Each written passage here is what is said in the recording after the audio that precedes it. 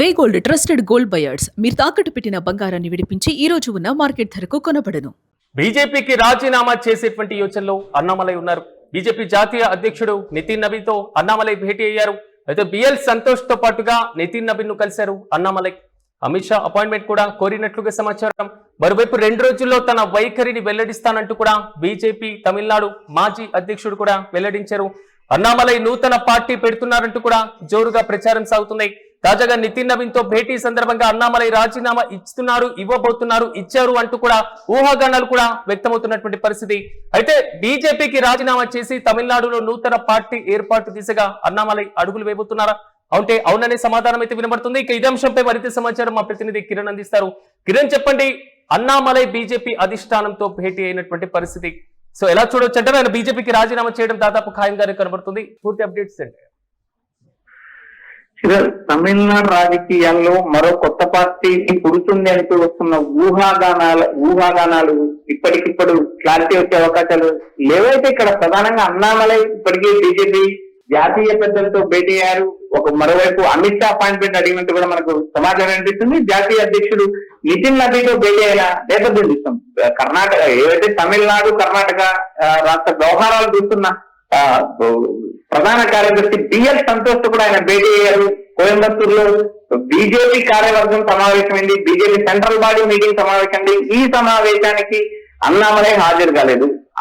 అదే సమయంలో అన్నామలై అనుచరులు కూడా భారీ స్థాయిలో ఫ్లెక్సీలు ఏర్పాటు చేశారు. అన్నామలై బీజేపీని వీడుతున్నారు, అన్నామలై కొత్త పార్టీ పెడుతున్నారు అంటూ కోయంబత్తూరు లాంటి ప్రాంతాల్లో భారీ స్థాయిలో ఫ్లెక్సీలు బ్యానర్లు గెలిచిన నేపథ్యం చూసాం. అయితే ఇక్కడ అన్నామలై గత కొంతకాలంగా బీజేపీ పైన అసంతృప్తితో ఉన్నారు.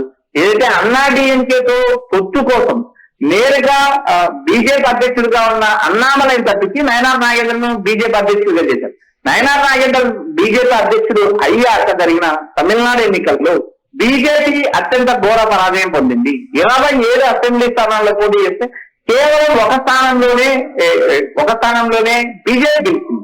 ఆ ఒక్క స్థానం సాధించిన బీజేపీకి గతంలో పార్లమెంట్ ఎన్నికల్లో వచ్చిన ఓటు శాతంతో పోల్చుకుంటే ఓటు శాతం భారీ స్థాయిలో తగ్గింది.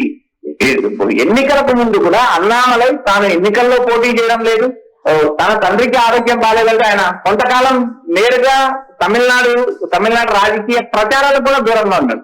ఎన్నికలకు ముందు కూడా కేంద్ర మంత్రులు పదే ఆయనతో భేటీ ఆయన చివరికి ఎట్టకేలకు ఎన్డీఏ అభ్యర్థుల విజయం కోసం ప్రచారం చేశారు. ఇటు పుదుచ్చేరిలోను అటు తమిళనాడులోను రెండు ఒక కేంద్ర పాలిత ప్రాంతం మరో రాష్ట్రం 2 చోట్ల కూడా ఆయన ప్రచారం చేశారు. చివరి సమయంలో ఆయన ప్రచారం చేయడం కూడా బీజేపీకి అత్యంత మైనస్ గా మారింది. ఏదైతే తమిళనాడులో తన ఐఏఎస్ పదవికి రాజీనామా చేసి మోడీ ఆశయాలు మోడీ లక్ష్యాలను టార్గెట్ చేసుకుని రాజకీయాల్లోకి వచ్చిన అన్నామలైకి ఈ తమిళనాడు బీజేపీని గాడిన పట్టానెక్కడంలో అన్నామలై కీలక పాత్ర పోషించారు. ఎందుకంటే గత కొన్ని ఏళ్లుగా బీజేపీ అక్కడ సంస్థాగతంగా బలపడింది లేదు. అన్నామలై అధ్యక్షుడు అయిన తర్వాత ప్రతి ప్రాంతంలో కూడా ఆయన పార్టీని బలోపేతం చేసేందుకు ప్రయత్నం చేశారు, పాదయాత్ర చేశారు.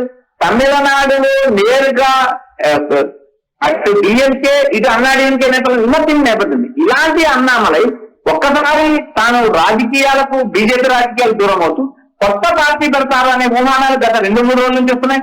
ఇప్పటికే బిఎల్ సంతోష్ తో పాటు నితిన్ నబీన్తో భేటీ అయ్యారు. తన దారి తాను చూసుకుంటాను, తాను బీజేపీ నుంచి లెఫ్ట్ అవుతున్నాను అనే అంశాలు బీజేపీ అధిష్టానానికి వివరించినట్టు మనకు సమాచారం అనిపిస్తుంది. ఇప్పటికే కీలక నేతలతో భేటీ అయ్యారు. మరి ప్రధానమంత్రి మోడీతో భేటీ అవుతారా లేదా అనేది కూడా ఒక చర్చనీయాంశమైంది. మరోపక్క కేంద్ర హోంమంత్రి అమిత్ షాతో కూడా ఆయన భేటీ కానున్నారనే సమాచారం అనిపిస్తుంది. గత కొంతకాలంగా బీజేపీ నేతల పైన కానీ బీజేపీ అధిష్టానం పైన కానీ కేంద్ర రాష్ట్ర ప్రభుత్వాల పైన ఆయన అసంతృప్తి వ్యక్తం చేశారు. అన్నాడీఎంకేతో పొత్తు వద్దంటూ మొట్టమొదటిసారిగా ఖండించిన నేత అన్నామలై 500 రోజులు తమిళనాడులో 500 రోజులు క్రియాశీలకంగా నేతలు బీజేపీని క్షేత్రస్థాయిలో బలోపేతం చేసి రంగంలోకి దిగితే అధికారంలోకి రావడం పెద్ద కష్టం కాదంటూ గతంలో అన్నామలై ప్రకటించారు. ఆ అన్నామలై ప్రకటించిన నేపథ్యం కానీ ప్రకటించిన విషయాలు కానీ బీజేపీ అధిష్టానం కన్సిడర్ చేసిన నేపథ్యం లేదు. కేవలం పొత్తు కోసం మాత్రమే అన్నామలై పదవిని తొలగించడంతో తమిళనాడులో బీజేపీకి అత్యంత దయనీయమైన పరిస్థితి వచ్చిందంటూ ఇప్పటికే విమర్శలు రేకెత్తాయి. రైట్ కిరణ్. Thank you. మొత్తం మీద మీరన్నట్లుగా ముందు నుంచి అసంతృప్తిగా ఉన్నటువంటి అన్నామలై దాదాపు బీజేపీకి రాజీనామా చేసేటువంటి యోచనలోనే కనబడుతున్నారనే వాదన కూడా బలంగా వినబడుతుంది. Right, thank you Kiran. మొత్తం మీద బీజేపీ జాతీయ అధ్యక్షుడు నితిన్ నబీన్ తో అన్నామలై భేటీ అయ్యారు. బిఎల్ సంతోష్ తో పాటుగా నితిన్ నబీన్ ను కలిశారు అన్నామలై. అయితే అమిత్ షా అపాయింట్మెంట్ కూడా కోరినట్లుగా సమాచారం. ప్రధాని మోదీతో కూడా భేటీ అయ్యేటువంటి అవకాశాలు అయితే చాలా స్పష్టంగా కనబడుతున్నాయి. 2 రోజుల్లో తన వైఖరిని వెల్లడిస్తానంటూ కూడా తమిళనాడు బీజేపీ మాజీ అధ్యక్షుడు వెల్లడించారు. అన్నామలై నూతనమైనటువంటి పార్టీని పెట్టబోతున్నారా అనేటువంటి ప్రచారం కూడా జోరుగా సాగింది. ఇటీవలే రాజ్యసభ సభ్యత్వానికి దాదాపు అన్నామలైని పంపబోతున్నారు అనేటువంటి ప్రచారం సాగినా కొంతవరకు విముఖత కూడా వ్యక్తం చేసినట్లుగా తెలుస్తుంది. అయితే అన్నామలై రాజీనామా లేఖను నితిన్ నబీన్ కి ఇచ్చారు అనేటువంటి ఊహాగానాలు కూడా వ్యక్తమవుతున్నాయి. చూడాలి, అన్నామలై బీజేపీకి దాదాపు దూరం అవ్వడం ఖాయంగానే కనపడుతుంది.